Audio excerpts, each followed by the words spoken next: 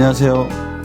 말씀 묵상의 이광재 목사입니다. 저희는 저번 주 토요일에 이스라엘 백성들이 평안 가운데 하나님의 놀라우신 사랑을 풍성히 온전히 누리지 못하고 그것이 마치 자신의 능력인 양, 자신의 힘이 있기 때문에 그렇게 풍성하게 누리고 있다라고 착각하고 우상을 섬기는 모습으로 다시 되돌아가는 그런 모습을 보았습니다.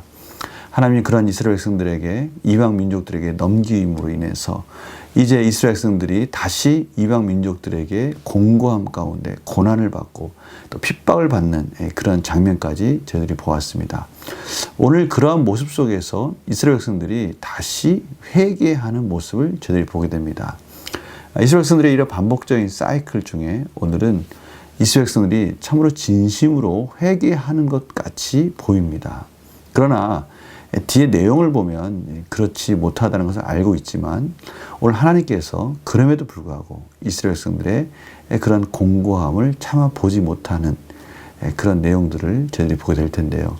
오늘 말씀을 통해서 하나님께서 저에게 말씀하시고자 하는 뜻이 무엇인지 또 같이 또 하나님의 귀한 말씀을 듣고 또 그 말씀 가운데 순종하고 적용하는 그런 귀한 시간 갖도록 하겠습니다.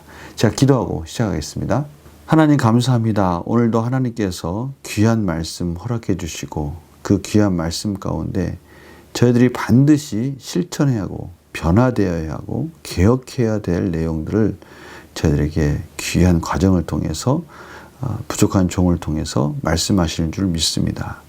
성령님 조명하여 주시옵시고 이 말씀을 통해서 하나님 원하시는 하나님의 귀한 뜻이 무엇인지를 온전하게 분별하여서 삶 속에 놀라우신 능력과 은혜를 풍성히 누리는 귀한 하루가 될 수 있도록 인도하여 주시옵소서.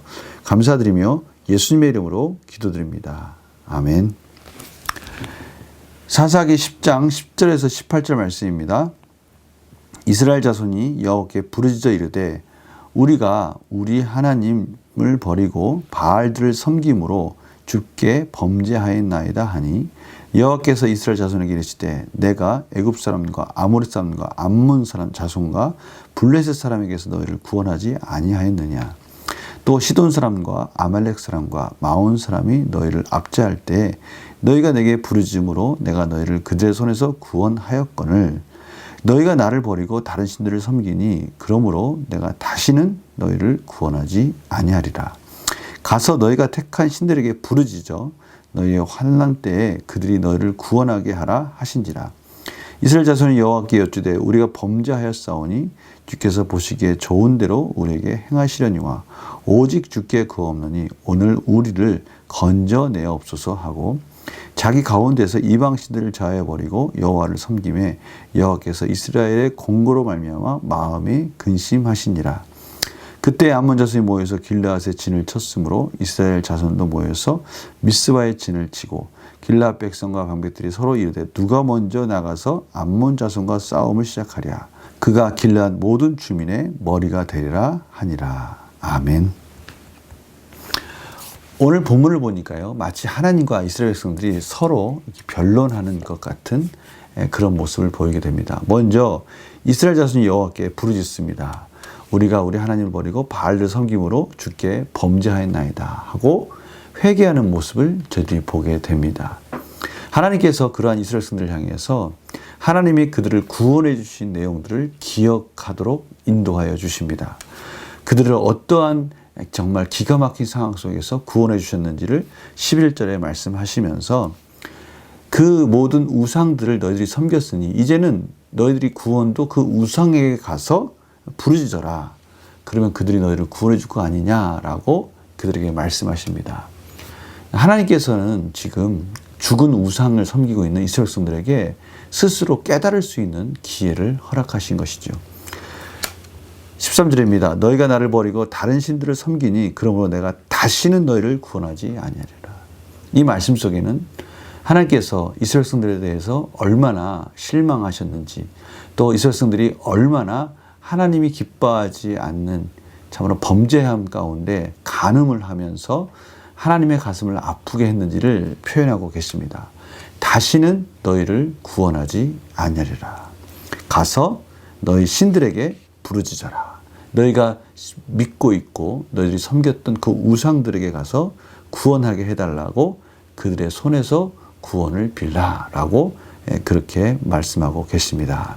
그러자 이스라엘 백성들은 다시 한번 하나님께 자신이 범죄한 것과 또 염치 없이 다시 하나님께 구원을 구하는 것이 참으로 부끄럽지만 그래도 저희들에게 구원할 수 있는 긍휼한 마음이 있으시다면 구원하시기를 원합니다 라고 13절에 간구하는 모습을 보게 됩니다.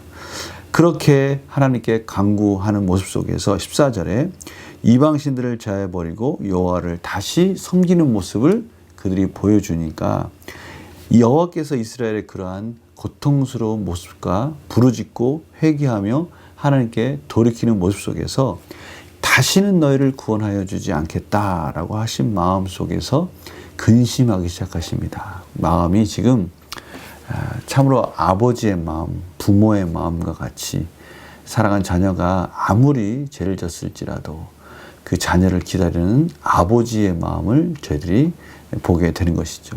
그러나 안타깝게도 제가 주일 말씀 가운데도 같이 나누었지만 이스라엘 백성들은 마음의 할례를 하는 것이 아니라 지금 이스라엘 백성들의 이런 모습 속에는 마음의 할례로 신령과 진정으로 하나님께 예배를 드리는 것이 아니라 지금 형식적인 예배였다라는 것을 저는 뒤에서 다시 돌아가는 모습을 보면서 깨닫게 됩니다. 그럼에도 불구하고 하나님은 어떻게 하든 간에 이스라엘 백성들이 다시 하나님께로 돌아오기를 원하시는 마음속에 근심하시고 그러한 상황 속에서 지금 이스라엘 백성들이 진을 치고 전쟁할 준비를 함으로 인해서 이제 하나님께서 그 근심한 마음속에 다시 사사를 통해 구원해 주실 것을 저희들이 기대하는 것으로서 오늘 본문이 마무리되고 있습니다.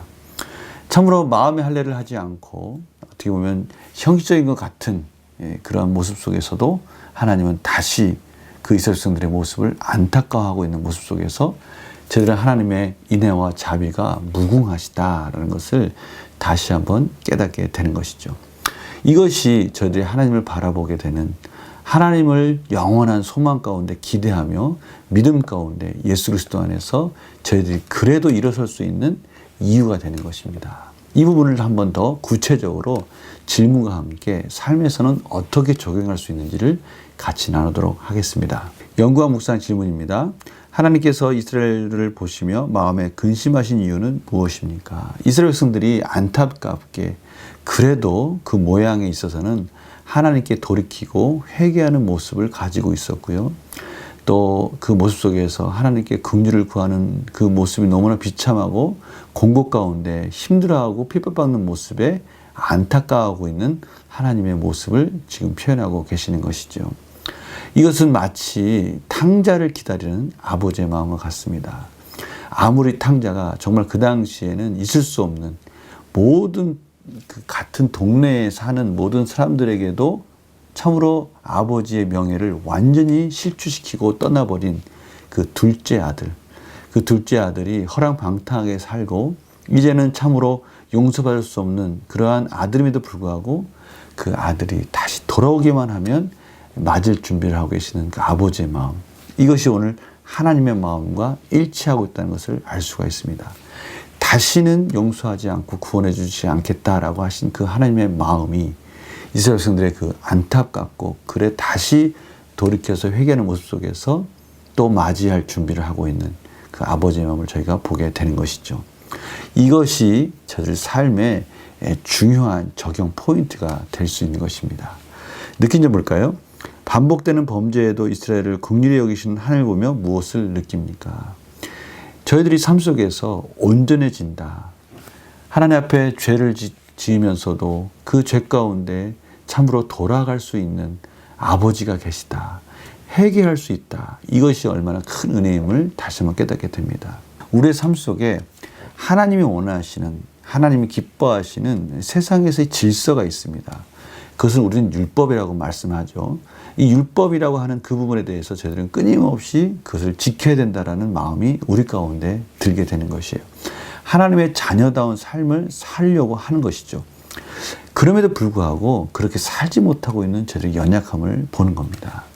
그럴 때 저희들이 참으로 통회하고 자복하는 마음으로 하나님께 회개한다는 것, 이것이 정말 하나님과의 저의 관계를 맺어주는 너무나 귀한 특권이라는 것을 다시 한번 깨닫게 되는 것이죠. 그 이유는 무엇입니까? 여전히 저희들이 돌아오기만 하면 맞이해 주실 하나님이 계시다는 것. 그 하나님이 예수 그리스도의 그 피값으로 저희들의 모든 죄를 사해 주셨다는 것. 이것이 다시 하나님께로 돌아갈 수 있는 이유가 되는 것이고요. 좌절했음에도 불구하고 저희들이 죄 가운데, 반복적인 죄 가운데 허덕이고 있음에도 불구하고 다시 예수 그리스도의 십자가를 바라보고 돌아갈 수 있는 그런 이유가 되는 것입니다. 오늘 이 말씀을 하나님께서 저에게 주신 이유가 있습니다. 그것은 저희들 삶 속에 첫 번째는 회개의 삶을 회복해야 된다.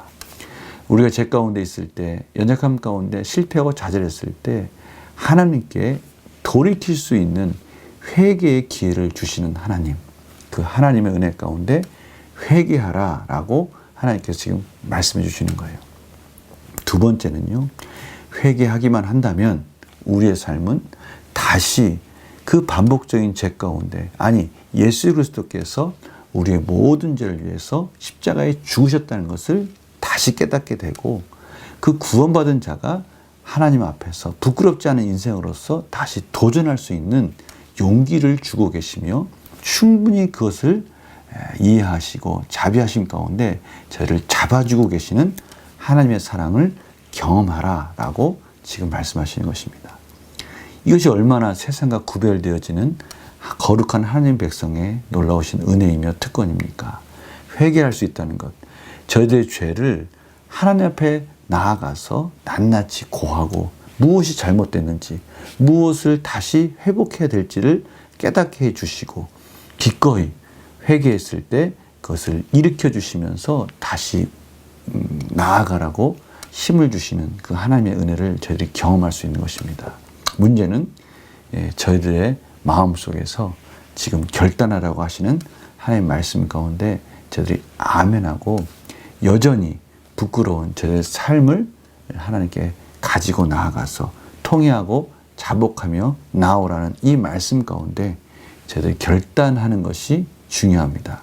오늘 이 말씀 가운데 저희들 삶 속에 분명히 하나님께서 가르쳐 주시는 회개해야 될 부분, 돌이켜야 될 부분, 저희들 마음속에서 정말 반복적으로 그거 빨리 고치라고 하시는 하나님의 끊임없는 목소리, 이 목소리를 다시 들으시면서 하나님께 돌이키며 하나님의 은혜와 자비의 그 품속으로 들어가시는 우리 성도들의 삶이 되기를 간절히 축원합니다. 제가 기도하고 마치겠습니다. 하나님 감사합니다. 오늘 하나님께서 저희들에게 다시 한번 회개하고 하나님께로 돌이키라고 말씀하십니다.